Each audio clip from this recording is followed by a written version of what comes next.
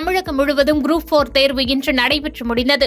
இதில் நிகழாண்டு இளநிலை உதவியாளர், தட்டச்சர், சுருக்கெழுத்து தட்டச்சர் உள்ளிட்ட மொத்தம் 6244 காலி பணியிடங்கள் நிரப்பப்பட உள்ளன. அதற்கான அறிவிப்பு கடந்த ஜனவரி 30 வெளியிடப்பட்டு விண்ணப்பங்கள் பெறப்பட்டன.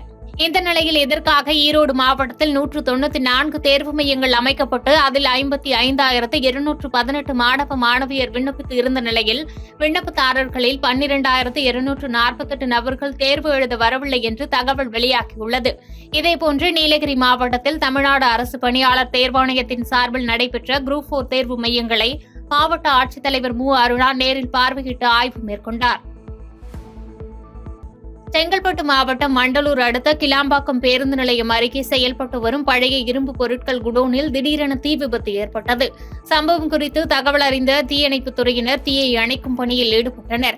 அரை மணி நேரத்திற்கு மேலாக தீ கொழுந்துவிட்டு எரிந்ததால் சுமார் 30 அடிக்கு மேல் புகை கிளம்பியது. தீ விபத்து தொடர்பாக போலீசார் விசாரணை மேற்கொண்டு வரும் நிலையில் சென்னை திருச்சி தேசிய நெடுஞ்சாலை அருகே நேரிட்ட தீ விபத்தால் சாலையில் செல்லும் வாகன ஓட்டிகள் கடும் அவதியடைந்தனர்.